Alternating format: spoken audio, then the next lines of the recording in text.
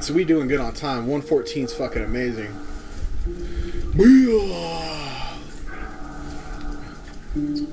This is the part of the game where I get confused, and thankfully I made sure not to be confused this time. Oh, I got it. There we go. Maridia, the next place I'm supposed to go, is so confusing when I casually play this game. First off, it's an upgrade nightmare. It's like there's constantly ways you can get, like you're constantly hunting down upgrades. It's a great place to go to find the last items in the game that you're missing usually. But you just get stuck in like a loop of fucking trying to get upgrades and shit. But there's all these weird ways, one-way doors, like paths that are one way. And a lot of the stuff's leading you downward, and you need to go up to get to a certain boss area. It's a fucking nightmare, but I know how to get there now, so we're not gonna have to worry about me getting lost. In theory. But if I was playing this, like, if we were just booted this up for the first time in years, probably would fucking be lost there for like 2 hours. So I noticed the pin in your bathroom it was talking about The Loves? Yeah, the Loves Loud City pin. Yeah. And it reminded me that this year is the Thunder's 10th anniversary year. We're from Oklahoma City. We love the Thunder. I mean, yeah. Just FYI for anybody who ends up on this feed randomly. Right. Energy tank. I'm so glad I got that easily. Sorry. So I'm born, raised here, but I spent summers in Texas and stuff like that. So I grew up a Dallas Mavericks fan. And now we hate the Mavericks. Part of that reason was I'm a huge OU fan, and I gotta kind of tell this story for the rest of it. Yeah, keep going. Sense. We got time. Right. We're backtracking now to the worst place in the world. So OU had a player, Eduardo Nahra. I mean, he wasn't the greatest OU player by any means, but he was a really good guy, really good player. My dad took us to see OU play in this. It's this thing, they still have it, where OU and OSU play usually a pretty good team back to back at what was the Cox Convention Center. So we went there. I was a huge Nahra fan. I wanted to meet him, wanted to get his autograph.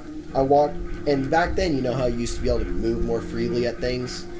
So, little kid walked down near the court, no one says anything to me. I'm standing there trying to get his autograph. He's giving an interview, and he couldn't stop walking. And he looks at me, he pats me on the head, he goes, "Sorry kid, I can't stop." And he goes, "But thank you for coming. Hopefully I can catch you somewhere else." And I just remember it was so great because he was in the middle of an interview, but he still stopped to say something to me. Yeah. And I loved him. I loved it for him. My dad got me a jersey, and I was just hooked. I was hooked on basketball. Hooked on fights. And just became a huge Dallas Mavericks fan. So when we got the Thunder, I was super hyped about it. But then I moved to Texas during our first year. Well, the Mavericks were still good, and I was living in Texas. And at this point, I thought I would never move back to Oklahoma. So it was like, kind of like, awesome, Thunder, cool. I'll root for them, but no, kind of fuck it, I don't care. Yeah. And they were fucking awful. Like, ungodly bad. They were only awful for like a year, though, man. They got 2 years. 2 years. They got pretty, well, I mean, that awful was that first year. Well, yeah, that Lakers awful after that. Yeah, but that first year they were here, I mean, they were, like, historically bad. I believe they were one of the worst teams in NBA history. Yeah. So I just didn't care. It was like 6 wins, I think. It's something bad like that. Also, when they first got here, I'm sorry, I'm cutting your story. No, you're good. When they first got here, they had a escape magic show, like a halftime magic show. And the magician, it was a girl, female magician. Not that it matters, but I just vividly remember this. They had like the water tank. And you can see this on YouTube. She doesn't get out. They have to get her out. They have to like pull her out.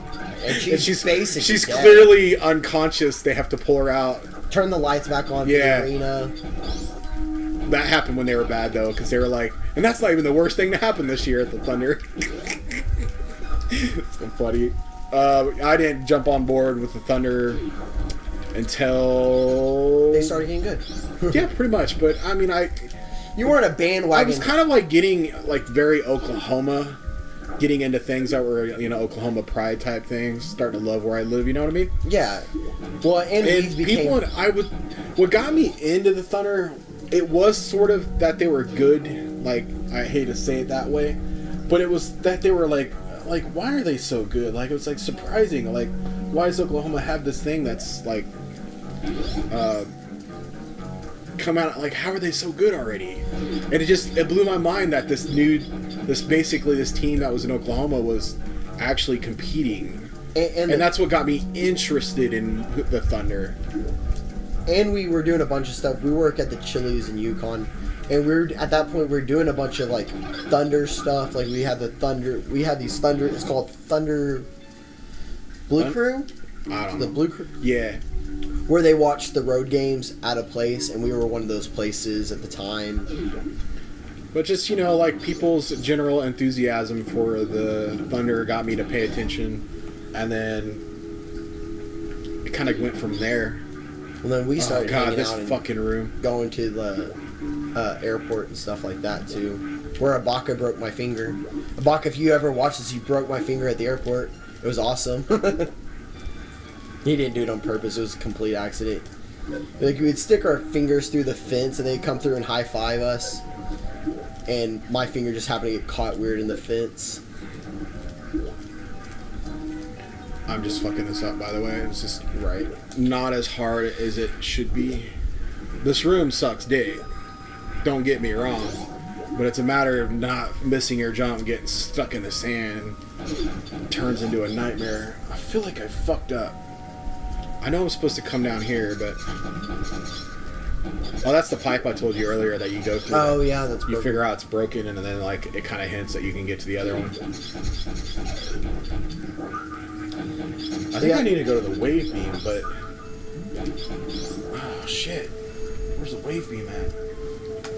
Yeah, so the first year Oklahoma City and the Thunder, I had absolutely no connection to this team. I just fucking absolutely love. So this year's a 10-year anniversary, and I was like, oh, I really should try and go to the first game while they're here. And I was like, made me remember, it's like, man, I'm not gonna have. I have no tie to Norfair. No ties to that first season. I think I need the wave beam.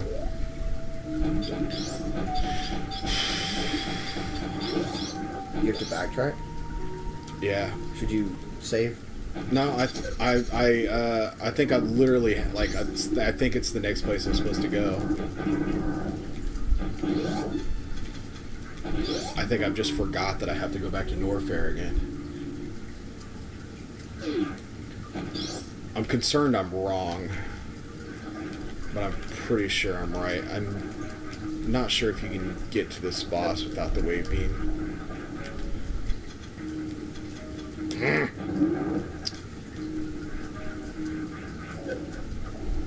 I'm just not gonna save, and then if I'm wrong, I'll teleport all the way back. Right. To where I saved last. We'll lose like a whole episode. At least we got a good story out of it.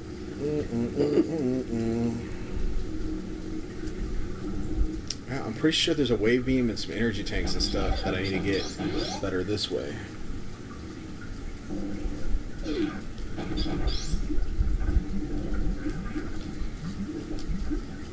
I thought you said you needed the lava suit for that. Not the wave beam. The lava suits for to get to the Ridley, who's at the bottom of this fucking hellhole.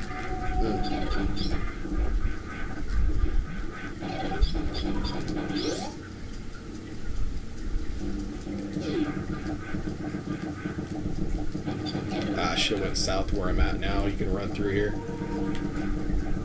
Speed boost area. Take it on the way back. Fuck.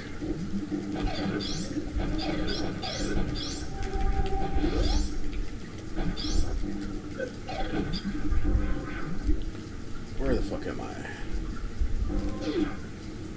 Yeah, okay. That's all to the north of me, that's all to the right of me. I'm pretty sure I'm right.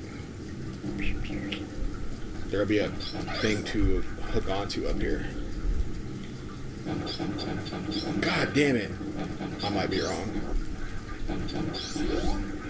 Not about the thing to hook onto, but about where I'm supposed to be right now. I should have ran through that fucking area. This is a slow way to get here. This is how you lose 15 minutes.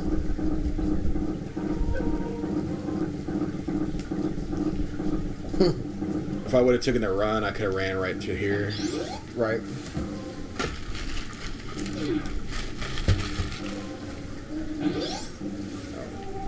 Nice one. Dude.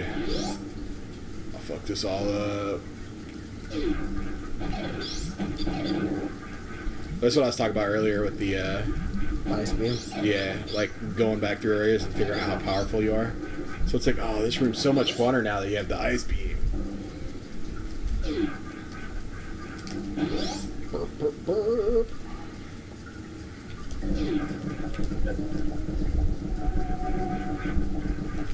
Fuck you. Oh, that's giving me a headache. The shaking? Yeah. Yeah. It's fun.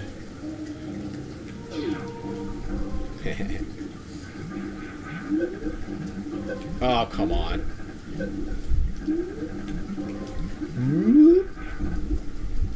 Oh, that was my fault. I totally did that to myself. Oh, there's an energy tank I can get her from earlier. That place I stopped off at. You got it. No, I got the missile tank. Oh, God, I went in the wrong door.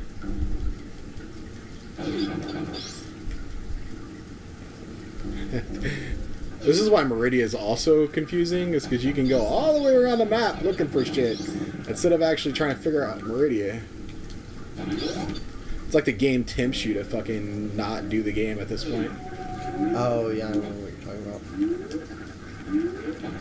I always forget I can shoot it early and then it fucks me up right here. Right. Grappling hooks for assholes. Oh, that's a good one. That'll be good. I like how you hate the grappling hook in this, but you really like flint hook. It's hard as fuck in this. I don't even know how to explain it. Oh, that's the wave beam. What am I talking about? I was thinking it was an energy tank. Yeah, so you can't get the wave beam until you get the grappling hook. So I could have gotten it. I could have gotten it before I left here earlier. Basically, like if I would have got it right after I got the grappling hook, I could have used it for the whole pirate ship and never come down here. Oh well. Is this the speedrun thing you're talking about? What? Is that the fast run you were talking about? No, I don't know what you're talking about.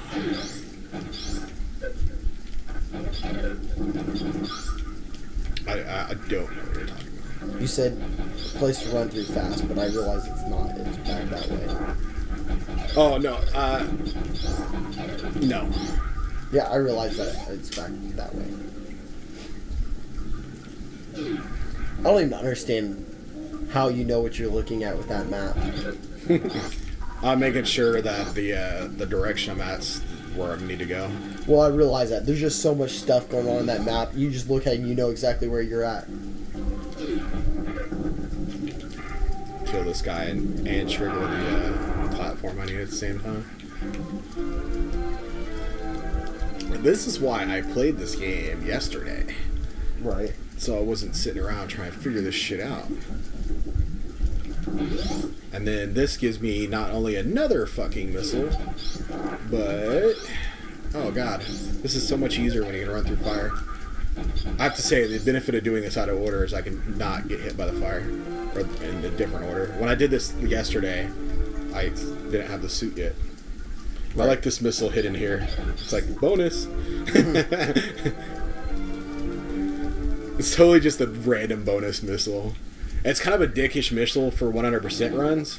Although it's hard to miss because people shoot at that animal every time. But like, the dots usually show you where stuff is, and because those things are lined up on top of each other, you can't tell you missed something there. Or that there's something there. Right. It's kind of a dick thing. I like the dots show you where stuff is in this game, but they don't really show you whether or not you got it. Makes fucking 100% runs a lot harder. Alright, now we got the wave beam. I'm gonna go back up. We'll go back up by going down.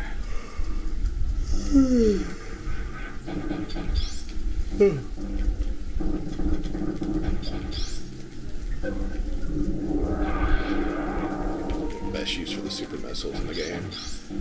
Laziness.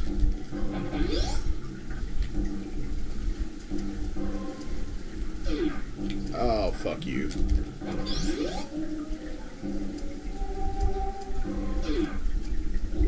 This is what I cried about earlier, and I didn't go to take the bottom route. Yeah. I was like, oh, I could have taken the quick route. Okay, hopefully that detour didn't screw me much. I'm still not 100% sure whether or not I need the wave beam, but I think it helps for where I'm going. You have so many more missiles right now. Yeah. Yeah. Alright. Back to work, heathens. All my So, friends Maridia are heathens. has almost all the hardest power-ups in the game to, like, get, like, technical ones. The ones that are hard to fucking, like, shine spark and fucking do tricks to get to. Mm-hmm. It's just filled with them, and we're just gonna not get any of them. We're just gonna look at them and say, hey, that's a fucking power-up in a wall. Almost all of them are just backtracking, secret rooms, one-way doors. There's tons of them, because there's a bunch of sand pits you can go down into. Mm-hmm. So there's a ton of them where you have to, like, drop into the right sand pit and fucking go through an area that you normally can't get to. Mm-hmm. It's fucking dicks. Like, that one's really hard to get to. You have to zoom up to it. That one's annoying to get to. That one you have to go around in a circle to get into it from the other way. But, like, when you're, like, 100% fucking running, this fucking place is a nightmare. This is the final boss of Metroid right here. It requires you to do a lot of grappling hook shit to get across that chasm. I think what I'm going to do is this. I'm hoping this doesn't fucking turn into me fucking rage quitting. Ah, I hate you, game. But the other one might actually be easier. I'm not sure if I can get to it from here, though. Not that guy, but this ledge. If I can get onto this ledge, there we go. I can get onto that ledge.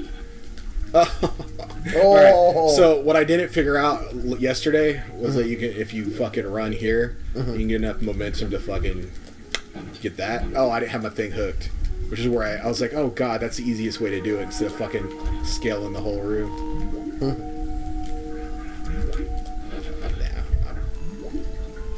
Performance anxiety.